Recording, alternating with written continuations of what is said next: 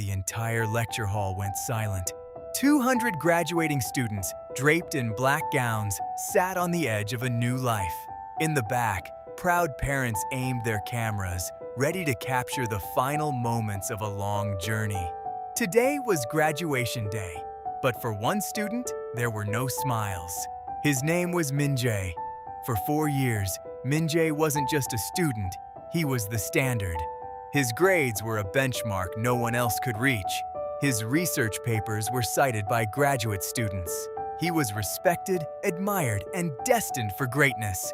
Everyone knew he would be the valedictorian. But 3 weeks before this ceremony, the university released the final results, and the campus digital network seemed to gasp in unison. Beside Min Jae's name was a single, brutal word: failed. It wasn't just any class. It was the capstone course, the one that stood between him and his degree. And the professor who gave that grade was a campus legend, Professor Kang, a man known for his impossible standards. Students called him cruel, a gatekeeper who took pleasure in his power. But he had never, ever failed the top student. The campus exploded with theories. Some whispered that Min Jae, the perfect student, must have finally been caught cheating. Others, who had felt the sting of Kang's red pen, insisted it was a personal vendetta. Min Jae, desperate for an explanation, went to the professor's office again and again. But the door remained a wall of oak and indifference. The only answer he received was a cold 4-word email. "Your grade is final." No explanation, no discussion. Min Jae retreated from the world. He stopped answering calls from his worried friends. He stopped leaving his room. The 4 years of relentless work, the sleepless nights, the sacrifices, it all felt like a bitter joke. A foundation turned to dust in a single, inexplicable moment. Then graduation day arrived. The ceremony proceeded with practiced precision. Names were called, degrees were conferred, and families cheered. But a shadow hung over the celebration. Everyone knew the name that was missing from the list. Instead of standing at the podium as valedictorian, Min Jae was an anonymous figure in the back row, watching his future unfold without him. Just as the ceremony was nearing its end, something broke the rhythm. The university president returned to the microphone, his expression unreadable. "Before we continue," he announced, his voice amplified through the hall, "Professor Kang has requested to speak." A wave of whispers rippled through the audience. Professor Kang, the architect of Min Jae's ruin, slowly walked onto the stage. He stood at the podium, his gaze sweeping across the silent crowd. Then he said something no one expected. "Min Jae, please come to the stage."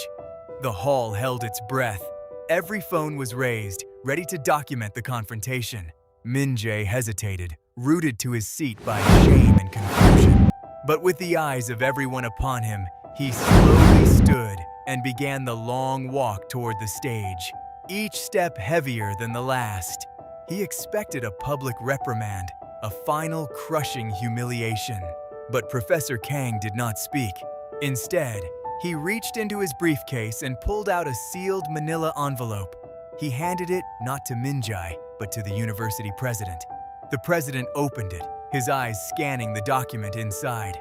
The color drained from his face, replaced by a look of profound shock. He turned back to the microphone. "This document," he said, his voice trembling slightly, "is a legal report submitted 3 weeks ago by Professor Kang." The crowd leaned forward. "3 weeks ago," the president continued, "Professor Kang discovered that a senior administrator in this university had been secretly selling exam answers to wealthy students." Gasps echoed through the hall. The investigation required absolute time and secrecy. Any student connected to the top academic rankings could become a target for the people involved. The president paused and looked directly at Min Jae.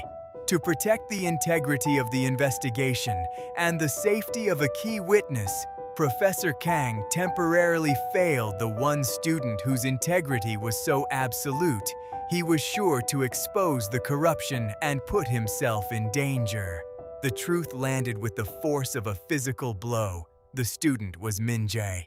Professor Kang finally spoke again, his voice resonating with a deep, hidden pain. For 4 years, Min Jae proved he possessed something far rarer than intelligence: integrity. I knew if he discovered the corruption, he would report it, and the people involved would have silenced him. He looked at Min Jae, so I failed him. Not to destroy his future, but to protect it. The president held up another paper. The investigation is now complete. The administrator was arrested yesterday, and today, we correct the record. He turned to Min Jae, a broad smile spreading across his face. Min Jae Kim, you did not fail. You graduated with the highest score in the history of this university. For a moment, there was only silence. Then, the entire hall erupted.